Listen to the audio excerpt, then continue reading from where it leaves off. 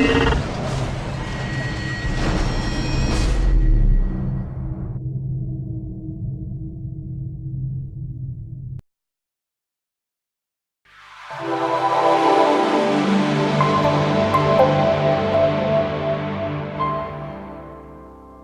time for the post-mortem. This is your E-Spurs podcast. Come on, you Spurs! Come on, you Spurs! Come on, you Spurs! Come on, you Spurs! Come on, you Spurs! Tottenham, no one can stop them. Hello, good evening and welcome to the E-Spurs podcast. My name's Dan Tracy and once again I'll be your host as we talk all things Tottenham for the next 60 minutes or so. James McCarthy, he's off on a scouting trip this evening, so he won't be joining us. But fear not, I have two great guests lined up this evening, and here they are. So joining me tonight is podcast regular Phil Barron. Phil, how are you, mate? Not bad. Nearly calmed down. I'm 50% simmering still. Yeah, well, there's plenty of opportunities to get the other 50% off your chest, so don't worry about that, mate. You're in the right place. And also joining us once again, our podcast goes stateside, as we are joined by the transatlantic Austin Nardone. Austin, how are you, my friend? Quite well, considering the poor result from the weekend, but glad to talk about it and get a little bit of pod therapy. Yep, you're certainly in the right place. So we'll get onto that in a minute, but let's just get onto social media bits first. So as always, you can subscribe via iTunes or Acast, and you can get every new episode direct as it's released. You can of course follow us across social media. We're on Twitter and Instagram at E_Spurs. Facebook is facebook.com/E-Spurs page. We're also on YouTube, Pinterest and Tumblr. For all the links to all the E-Spurs platforms, just head to our website, which is e-spurs.com. If you'd like to sponsor the podcast, you can email us at e-spurs@live.co.uk. Email subject sponsorship and we'll go from there. And also competition time. Now, it's week 2 of the competition, and if you don't know how it works by now, there are 5 weeks, 5 questions, 1 question each week, and you need to get all 5 answers to be in with a chance of winning an amazing prize. Now, I'm not going to remind you of last week's question because you've got to invest in listening to the shows. You know, it's up to you to find the answers. It's in the North London Derby stat pack, so you can go in there and dig it out. I will say it's as early as this one in the episode, so you don't have to go all the way through. But if you need the answer, you're going to have to go and find it. So that's question 1. This is question 2. Which manager was in charge of Tottenham when we won the 2008 League Cup? That's which manager was in charge of Tottenham when we won the 2008 League Cup? Make a note of that one. Also, if you have last week's one, there's 3 more to go. And like I say, after the 5 weeks, we'll then give you the email address to send them all in, and you can be in with a chance of winning that prize. So then, let's get down to business. And that business is the small matter of the North London Derby. This could be painful, but it could be quite cathartic, to be honest. As Austin says, think of it as some sort of group therapy. So, I think we'll go with some listeners' questions first, just to sort of get the ball rolling. And this one is actually from an Arsenal fan. He's gone beyond enemy lines, but he's been kind enough to send us this question. And he's interested, he wants to know, and I'll ask this one to both of you. How long are you willing to give Poch to deliver silverware before serious questions have to be asked about his tenure at the club? Is it, say, this season and next, you know, what with moving into the new ground? Or is there more time? Perhaps the answer would have been different on Saturday, a bit more knee-jerk, but we've had time to sort of cool down and reflect a bit more. So, Phil, I'll ask that question to you first. You know, when we got beat by West Ham, I did say that we should have taken the League Cup seriously. I know we had a half-decent team out. But silverware, I'm at the age where silverware is important, and I remember the team from the 70s and 80s. League Cup was an important. Fans want trophies at the end of the day, and Poch has got to deliver soon. It's all right saying they're always building a lovely brand of football, and it's lovely to watch. But at the end of the day, trophies is what counts. No one remembers a runner-up. If we finish second again this year, we're just going to be a joke because we've not improved in theory. And I know we've got Kane, we've got Ali, and everyone goes about, oh, we play lovely football. But at the end of the day, I would think 99% of the fans want to say, Christ, we've won something. And I just can't see us. We've got to take the FA Cup seriously. Hand on heart, we're not going to win the league. No one's going to catch City. They might as well give the trophy now, to be honest with you. I was disappointed with the League Cup, as I said. Champions League, realistically, we're not going to win that. As much as I'd love us to win it, a good run in it will do us good. But he has got to deliver something soon, unfortunately. And at the end of the day, you are marked on results. And it's all right saying, oh, he's a great manager and he's got to build a great squad. But players won't stay unless they're winning things. Yeah, I think you've hit the nail on the head there, to be honest. And Austin, the same to you then. What's your take on how much time Poch has to deliver silverware? Well, I mean, I think that obviously on the back of a very poor result, you tend to look at the negatives over the positives because the negatives are more apparent. But I tend to think that we're probably looking at maybe 2 years, 3 years at the most without silverware before I would say maybe even Pochettino would possibly look into employment elsewhere. I certainly think that other players, the likes of an Eriksson, the likes of a Dele Alli, those star names probably will also look for greener pastures, if you will. And it's unfortunate because this team is very, very talented, and they have all the credibility to go forward and win titles, to win silverware. But unfortunately, it just seems like we're always just maybe one player off the pace or one injury off the pace. And I don't know if that's a Pochettino issue or if that's a Levy issue with spending the right amount of money to bring in the right amount of cover for players. I really think is, it's going to be one of those things where we're just going to have to be patient because, I mean, at this point, being a Spurs fan, it really has only been kind of, doom and gloom for so long. So for us to still love this club and to now be really kind of looking in things in context of when are we going to win a title is probably a position that I think a lot of other clubs would really relish to have. So I tend to be a little bit more patient with Pochettino and the project, as he likes to say.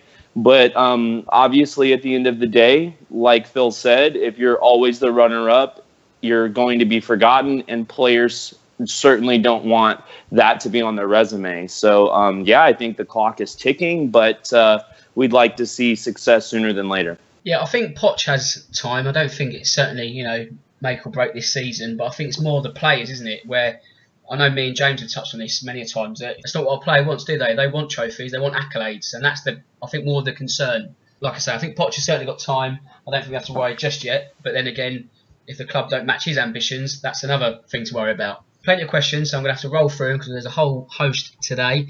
At NickyBoy26, he asks, is a major reason for not performing to the highest level consistently the fact we don't have an on-field general with that sort of thou shalt not lose mentality? Phil, what's your take? Yeah, we could do with a Graham Roberts style figure in the team at the minute, I think. You can see Kane communicating, but there is no one that stands out. We've had it years ago, like you had the Dave Mackay era, and you have like with Robbo. There's always been someone that stands out, even like when we had Gazza. When Gaz was on the pitch, there was always someone, not so much a leader, but people could look to. I don't think we've got that. The nearest one we've got to it is Kane at the minute, and to me, it's more pressure pointing on Kane. It's like Kane's got to score goals. Kane's got to be the leader. You have to draw the line eventually, and you've got to give it to someone else. Vertonghen, when he's captain, he doesn't seem very vocal to me, Vertonghen, only when things are going wrong. I might be wrong with that one, but it's just we do need someone who you can say, yeah, do you know what? He's our leader. But there isn't anybody in the current squad who I'd put in the same mould as like Graham Roberts, to be honest with you. What about someone like Eric Dyer? If he's given a chance, I know he's been given the job as England captain. If you give him a chance, he might blossom into it, but he's not been given that chance yet, has he? No, that is true. I mean, I guess you could also make a case of, give him that sort of captain's mantle and then say, oh, by the way, you're struggling to get into the first 11. So, yeah, I think opportunity does make a massive sort of point on that. But Austin, next Luther, he comes in hard with this one. He says, why are we such bottle jobs? I don't know, if that's reactionary from Saturday, but there is some truth in that, I guess, in terms of big matches, certainly. So, where's the answer for that one?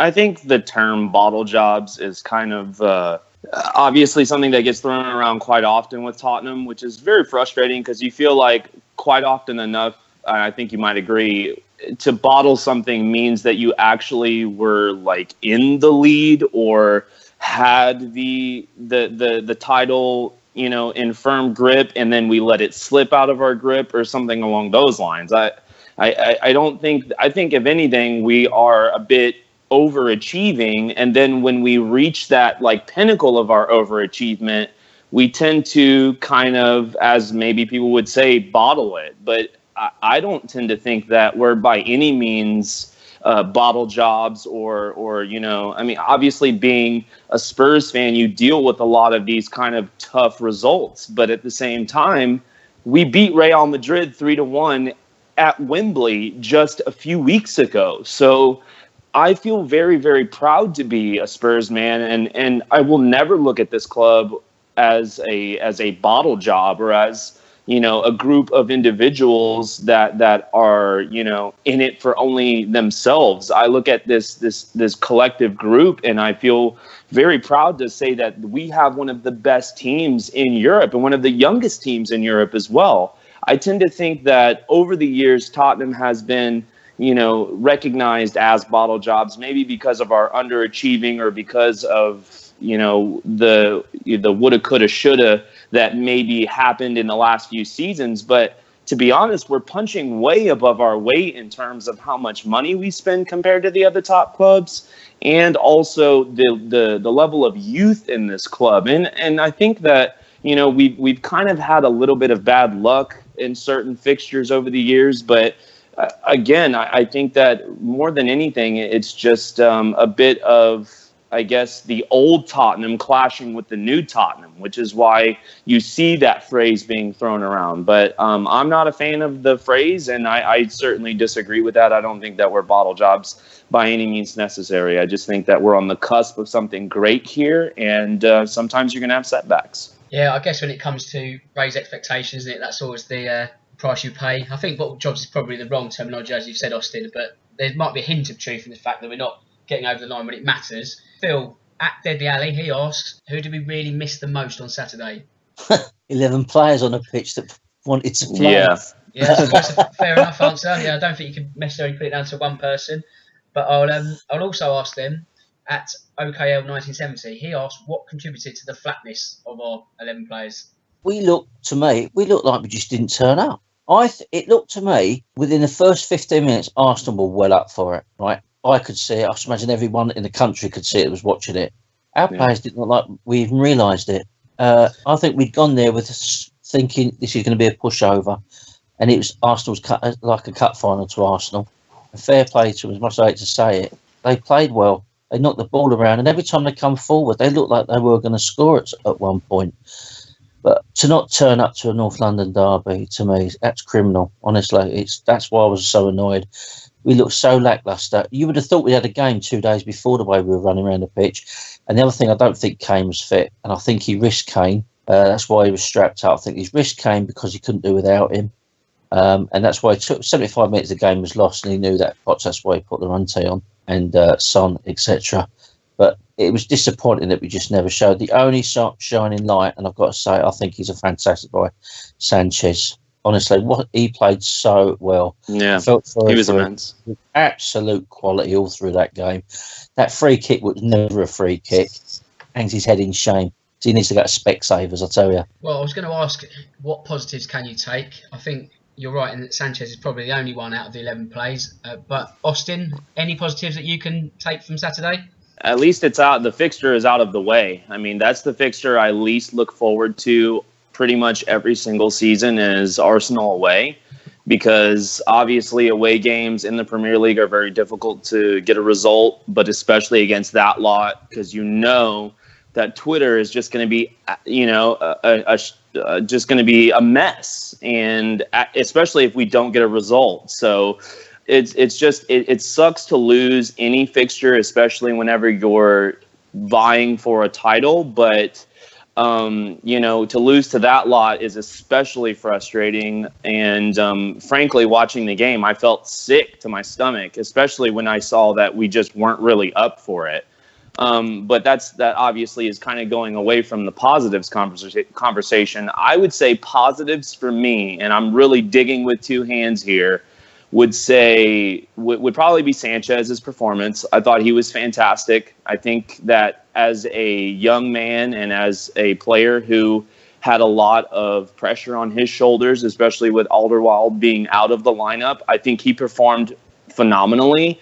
I agree with Phil that the foul call against the other Sanchez was very soft, and you could just tell right off. And especially, the same could be said in the Swansea match as well, that Mike Dean just was not on the pace for this match. He just did not have his head in the right place. I feel like he has a lot of a personal agenda to try and maybe show that he is clearly not a Spurs supporter or anything of that ilk. But again, I'm getting off task. I think that Sanchez was a positive, and I think that probably the other positive would be just that it's over and we can move forward into maybe an easier part of our schedule coming up. Yes, I'm going to touch on the schedule very shortly, actually. But Phil, is the league bid, is that now up in smoke? Yeah, I think everyone around City's cutting each other's throats and just letting them run away with it at the minute. I've watched City a couple of times, and they're going to be very hard to beat. I wouldn't be surprised if we went for the season unbeaten, to be honest with you. I can't see them losing the game the way they're playing. They've got such a depth of squad as well, which I think is going to be our problem. Yeah, I mean, I don't want to turn this into a Man City loving, but I think you're absolutely right. I think they're going to go 38 games unbeaten and do the whole season. I just can't see them being stopped at the moment. But if they are to win the league at a canter, the run of fixtures now for us is very favourable for the next 12 matches. We played Manchester United on the 31st of January, and the 12 games before that, again, there are 11 lesser teams. One of them is Manchester City on December the 16th. Now, Austin, quite simply, do we have to go on some sort of monster run between now and January to sort of have any chance, or is it now a case of just getting a massive stream of momentum to sort of be the best of the rest? I mean, how can you see the next couple of months panning out? I think that you have to really be very serious about making top four. Now that the title bid is almost a little bit out of reach, I think that the most important thing moving forward is going to be Champions League football in that new beautiful stadium. You know, I think that is going to be probably the primary concern. I've even read, I think today on Twitter, that Hugo Lloris, the captain of the club, said that, you know, the aspirations of the club and the aim of the club has always been to finish top four this season and to progressively chip away at that gap between us and the top team. So, you know, I think with the likes of Man City spending all of that cash on their roster and us spending the majority of our money on a new stadium, obviously our priorities are in a little bit of a influx, and it's hard to really see where we were ever going to challenge for the title this season, especially being at Wembley. I think we, again, have overachieved. I mean, we are top of the group in our Champions League group. We're actually already through to the knockout rounds. I don't think at the beginning of that, any of us would have looked at that group and said we would have achieved that already. Also, we've only lost 3 games this season, 2 of which, I guess all 3 were on the road at this point. Or no. 1 game was at home to Chelsea. So still, we've only lost 3 games so far. We're still in the top 4. I like us where we're at moving forward, and I do think that if we continue to take this next set of fixtures very seriously and look at possibly winning or taking at least points from all of the fixtures coming up, then we should be in good standing to remain in the top 4 come the end of the season. But yeah, that's what I think is the biggest focus now, is just to get Champions League football in the new stadium.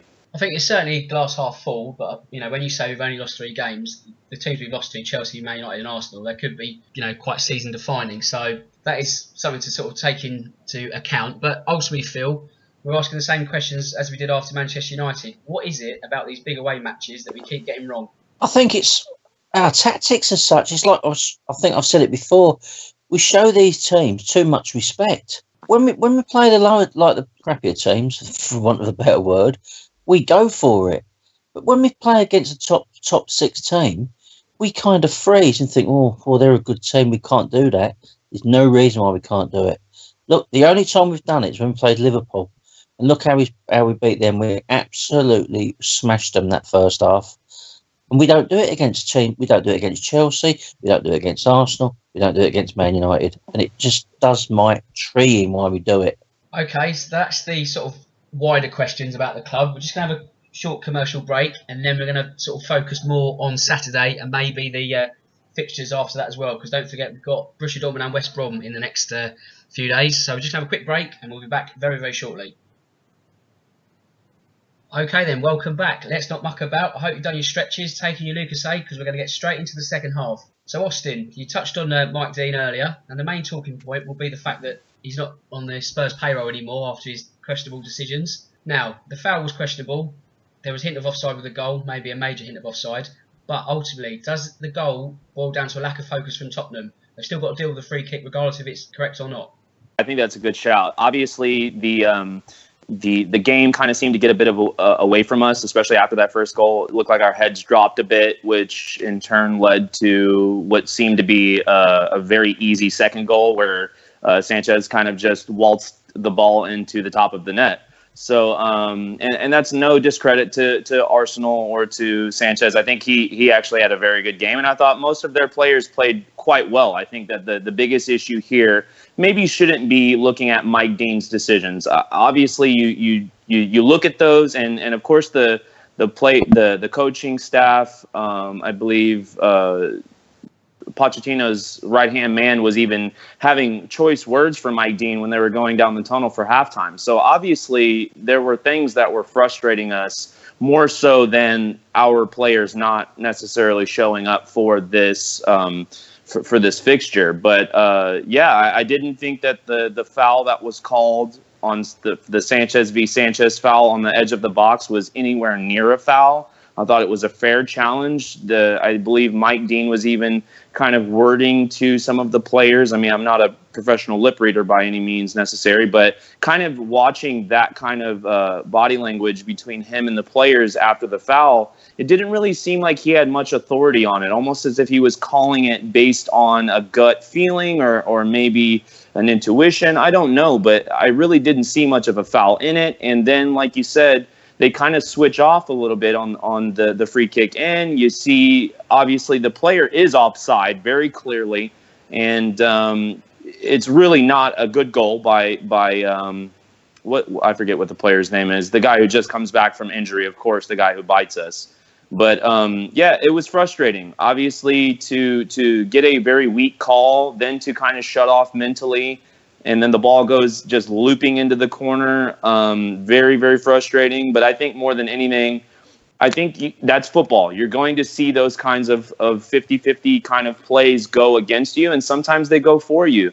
Unfortunately, with Mike Dean refereeing for us, obviously those 50-50 plays might not go our way because of the history between the two parties. So, yeah, very frustrated. But I think more than anything, I'm not so much frustrated with Mike Dean. I think you have to play the game regardless of who's refereeing the game. And it's not like we were robbed of a game 1-0 where we had many chances going the other way. We really didn't have anything positive going in their final third. I don't remember any shot other than maybe the Christian Eriksen shot hitting the post for them or for us that was even remotely close to a scoring opportunity. So I'm more disappointed in the club and in each player kind of shutting off after that first goal had gone in, because it seemed like the heads dropped and we had lost the game at 1-0. The 2-0 was really just a nail in the coffin. Well, that's what I was going to leave with next, Phil. Were Tottenham's head still in the clouds at 1-0, and then obviously the quick-fire second? Does one lead to the next? Yeah, without a doubt, we'd lost concentration for that second goal. Poor defending again. It's the same thing. We backed off them. I've said it all day today to people at work. This was a stage that Ali could have really stamped his authority, how good a midfielder he is compared to Ozil. And there's the song we sing about him. But honestly, mate, Ozil was head and shoulders above him. Ali had a mare of a game. He lost the ball. He gave the ball away time after time. 50-50 balls. He looked half-hearted going into it. And Ozil he wanted to win everything, and that was one of the differences in the game. And I hate to say it, but if you put them next to each other, there was only one class player on that pitch, and it definitely weren't Ali. Staying with the second goal, does Lloris have to come in for any criticism? Could you perhaps argue that he was caught flat-footed on his line, should have perhaps come out and tried to kill the threat off, or was that just simply, just Sanchez was quicker to the ball and led to the goal? Yeah, I've watched it a couple of times I rewound it a few times on the half time. if you watch it again, he did go to come out and then step back and then realised he should have come. I think he was caught in two minds what to do, but hindsight's a wonderful thing. The amount of times he saved us over the last couple of years, unbelievable saves. I think you can give him the odd mistake now and again, but it wasn't really a major mistake. He did hesitate, and it did. Well, he didn't cost us the goal. The defending cost us the goal, but he could have possibly prevented it, I would have said. So if Lloris can possibly prevent that, Austin, we're going to half time. It's only 1-0 down, but I guess that goal completely changes the complexion of the game, doesn't it? The team talk and all that, it's going to have to take something special with a half-fit Harry Kane and such. I mean, that really was the nail in the coffin, so to speak. Yeah. I mean, hindsight's always 20/20. You're going to be able to look back on things a little bit more clearly than in the moment. I know watching the game, and I don't know if you guys feel the same way, but when you watch the football match, do you ever feel like almost as if you're part of the match, like your support obviously is going to push the likes of the players forward, or your frustration or their frustration, you can kind of share that feeling? Whenever the first goal went in, I felt very hard done, but then immediately I got up off of my couch and I started clapping my hands, and I started, I was rousing the imaginary, players in front of me, saying, come on, boys, let's go in and try and get nick one back and get back in this game, because it's a North London derby, and I'm sure that they, even Arsenal, were thinking that, well, there's nothing really in this game, because it was really a very close contest until the first goal goes in.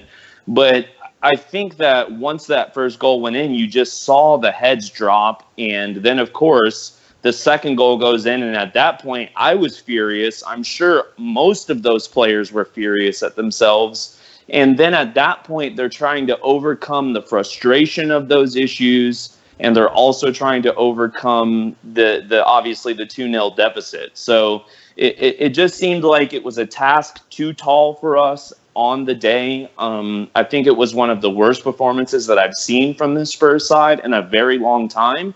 And I'm glad that those performances are few and far between, because I remember not so far or long ago, I should say, that we were talking about these kinds of poor results week in and week out to West Brom, to Stoke, to, all of our old bogey teams. It just seems like, obviously, they were going to be up for this match, meaning Arsenal.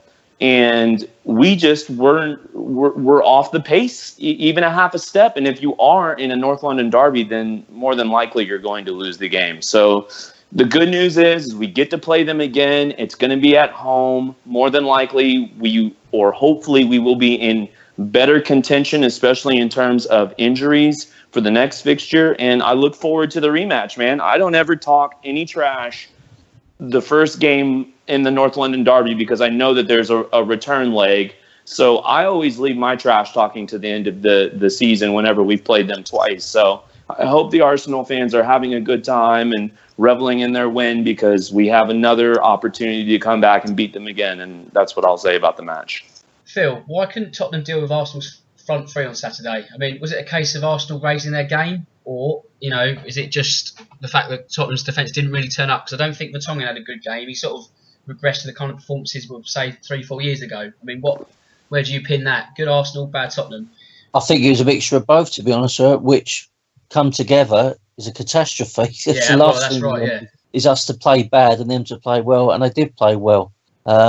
I can safely say that my neighbours knew when Arsenal scored, trust me. I was imagine half the street knew when Arsenal scored, because they didn't have to check the score on the telly. They knew when Arsenal had scored, which was frustrating. But Vertonghen did have a bad game. As we said earlier, Sanchez is the only one that can actually hold his head up, I think. Vertonghen looked quite frustrated at the end of the game, which I'm glad to see.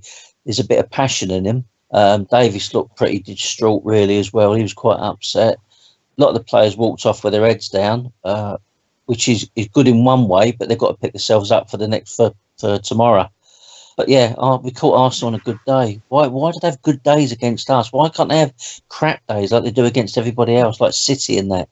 Why do they always raise the game against us? They're like West Ham. Well, yeah, I mean, there's been that comparison made, but I think also Arsenal, for them, the question is, can they now start doing that every week? Because if they don't do that against Burnley next week, the question will be like, hang on, well, there's the inconsistency again. So it'll be interesting to see if that is the new level for Arsenal going forward, or if they sort of revert to type. But Austin, from an attacking point of view, it's fair to say we never really liked troubling them. I know Ericsson hit a post and Dye had a header save, which is more for the cameras than anything else. Does that come down as a well-marshalled Arsenal defence, or is that a lack of fitness to key players from our point of view? I think more than anything, a lack of fitness. I mean, if you look at any positive team moving forward in that part of the field, Arsenal has had a lot of issues this season. So, I mean, I'll give credit where credit's due. They shut us out. It wasn't the best performance by our players by any means, but I tend to think that the issues probably lie more with our creative attacking options and maybe even a little bit of the selection issue. I'm very, very rarely ever going to look at Pochettino and say, you know, you just didn't get it right on the day, Gaffer. But for this game, I felt like in a 3-4 or a 3-5-2, 3-4-3, whatever, you know, kind of interchanging system we decide to be running, I get real frustrated with the likes of like Ben Davies and Kieran Trippier, especially in this game, when it comes to that attacking, third of the field, because neither of those players are really pace players. And we had two pace players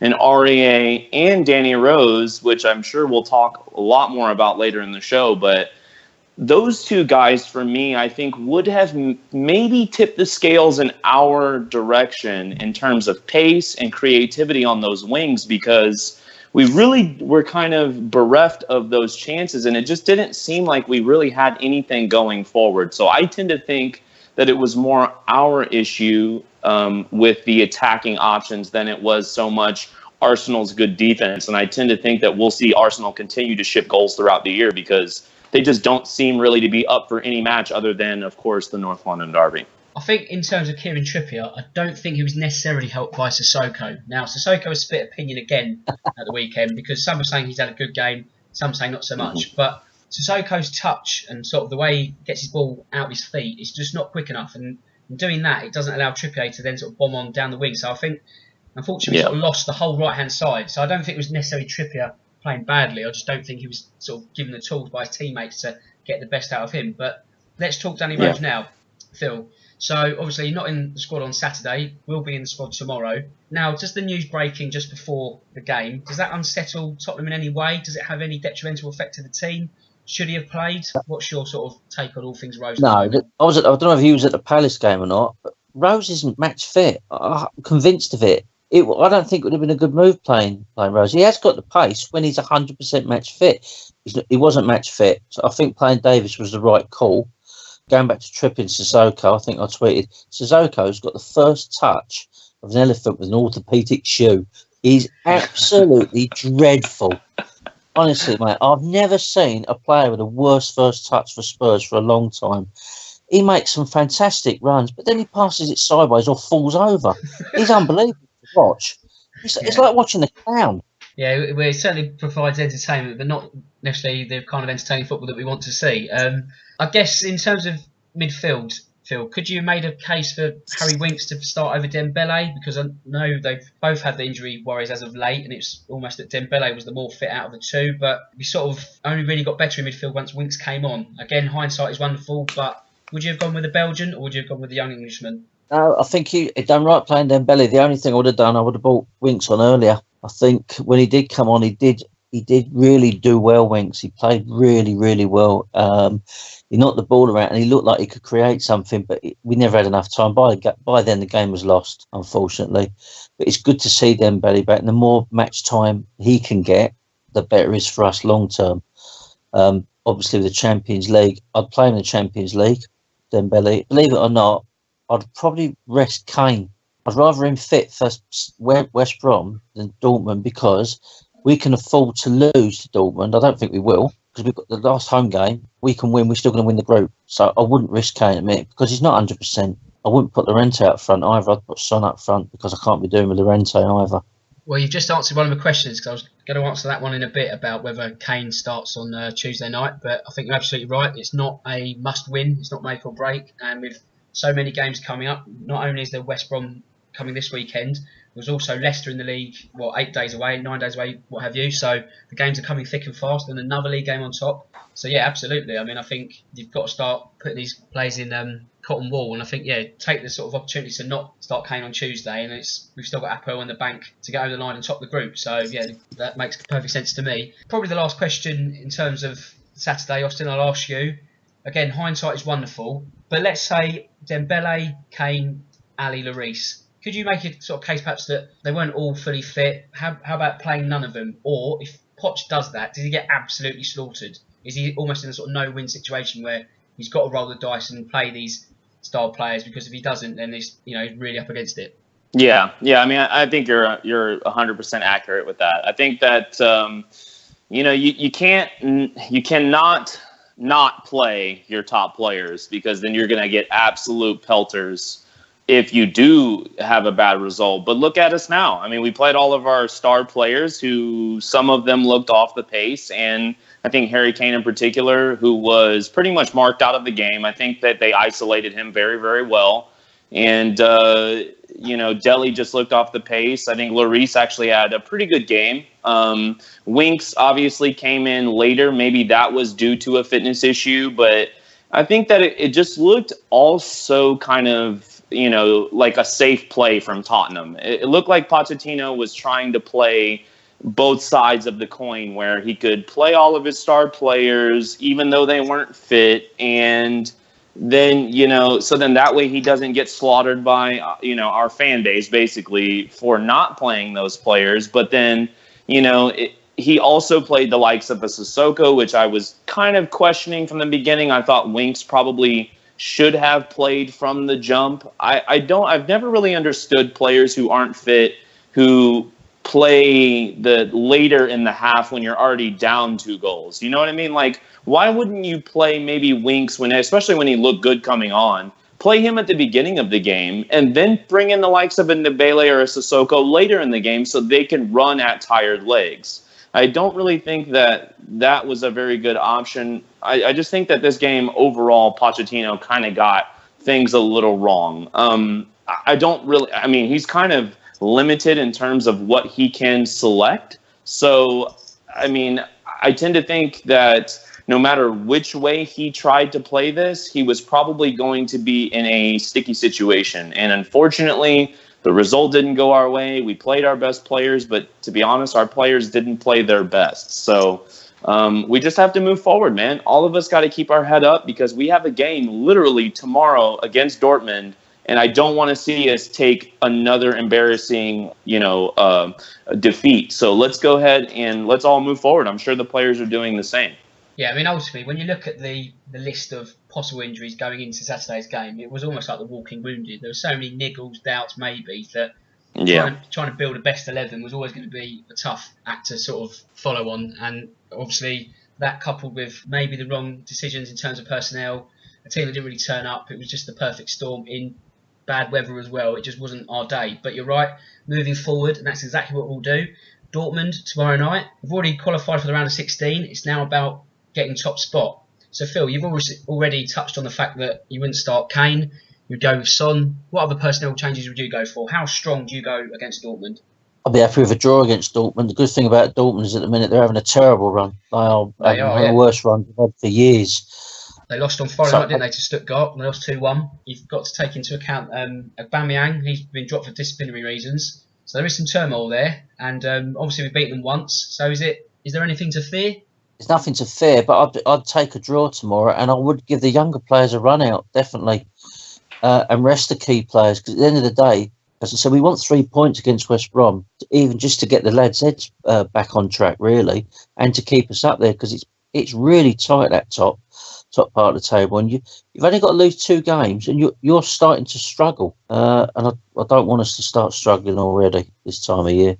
Well, Austin, what's your take on the first 11 tomorrow? How strong does Poch go in your eyes? I think it's going to be a hybrid. I think that you're going to see Danny Rose is probably going to start. I think Serge Aurier is going to start. I think that Davinson Sanchez is going to start. Obviously, the guy has been phenomenal. I think Vertonghen's going to start. I think he's probably going to play mostly the starting lineup that he would play in any game where it's a must win. But I think that the players that will be a little bit kind of flipped is going to be Son, obviously, is going to start because of his goal scoring record against Dortmund. Kane seems to be injured and off the pace. I agree with Phil. I think he's going to get at least a rest in this game, possibly even another rest in the West Brom game.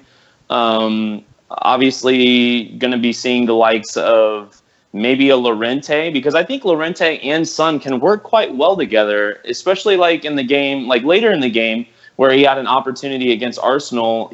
I think Son should have at least tested the keeper in that situation.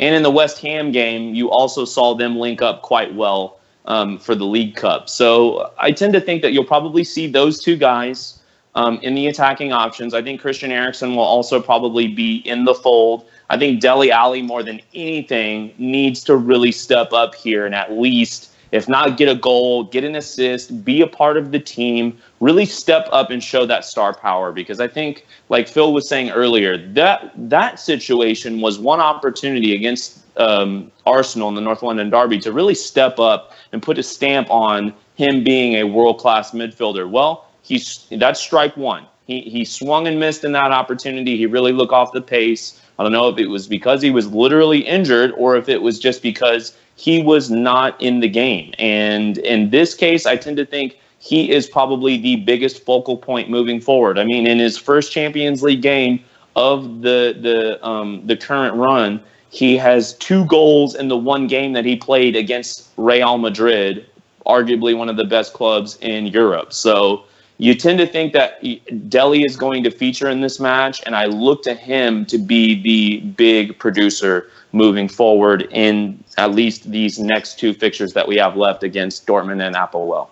Yeah, I think Ali's certainly definitely due another big game, certainly after Saturday's missing act. I think, the Champions League is his platform. If he wants to be going to likes of Real Madrid and Barcelona in a few years' time or whenever, this is the time to shine.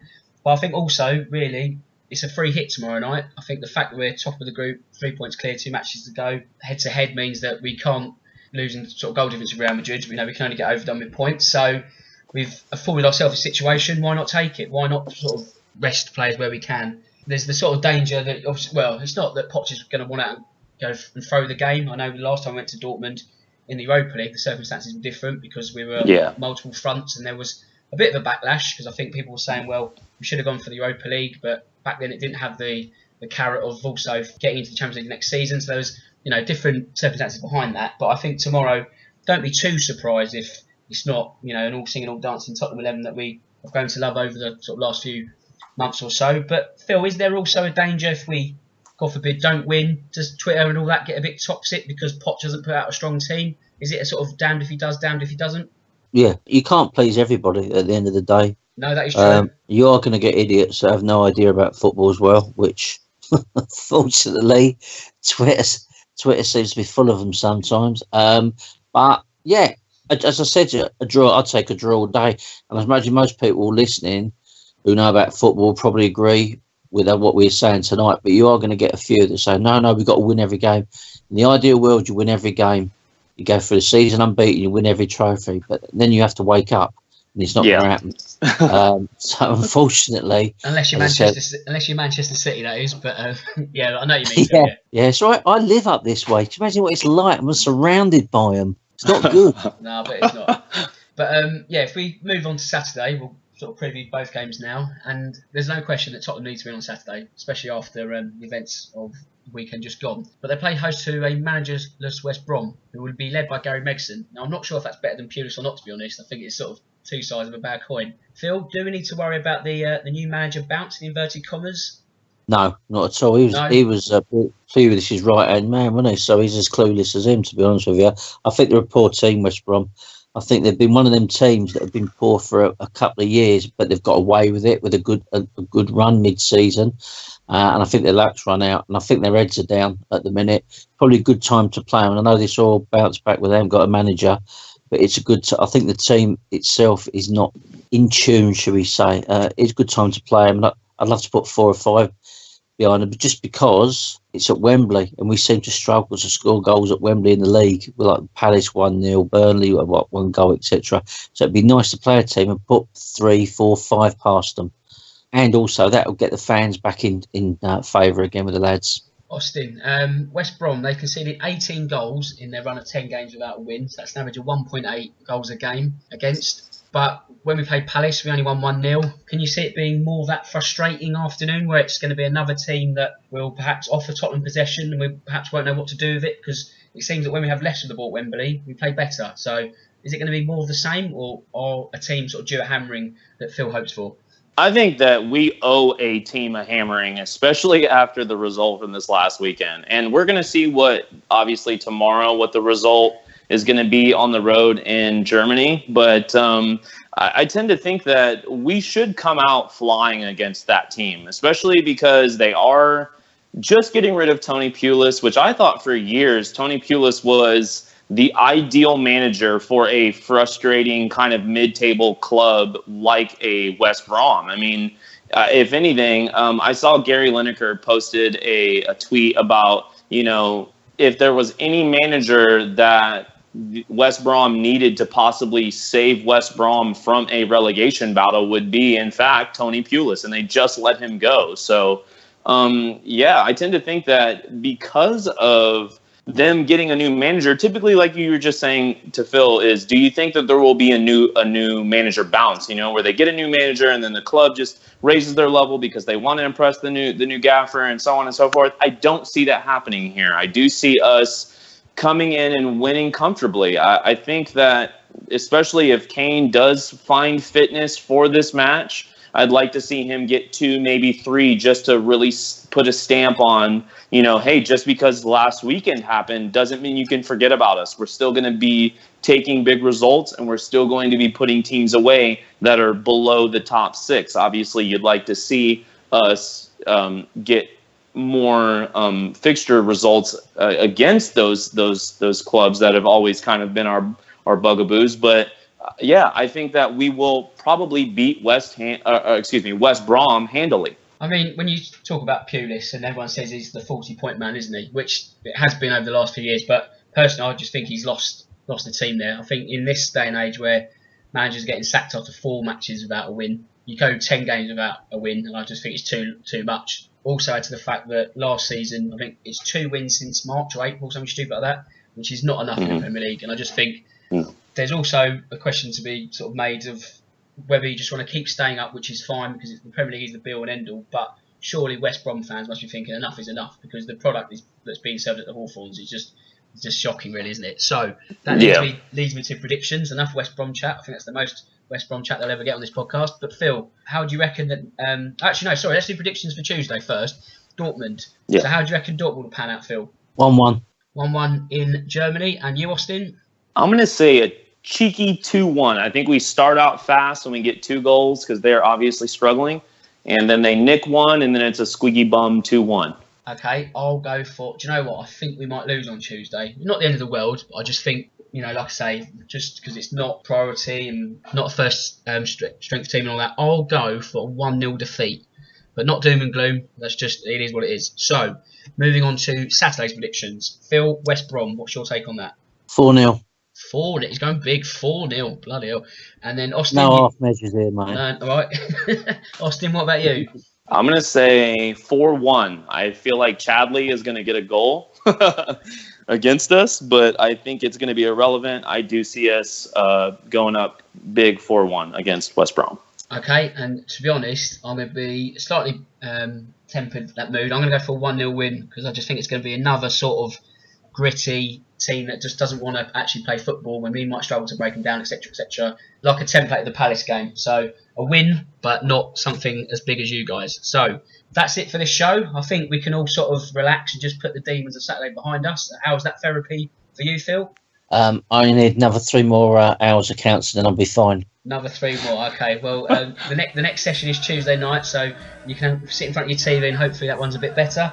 Austin, what about you, mate? Have you got that finally off your chest? Yeah, man, I feel much better, actually. I think that that podcasts in general always kind of make you feel a lot better. So I appreciate both of you guys for coming on and talking about that awful result. But let's go on to the next one, man. Let's get 3 points tomorrow. Absolutely. Well, like I say, guys, thanks for being on the podcast, as always. And it just leaves me to say that my name's Dan Tracy. This is the E-Spurs Podcast. Until next week, Good night. We won't give it up. We're gonna bring the cup back home to White Hart Lane.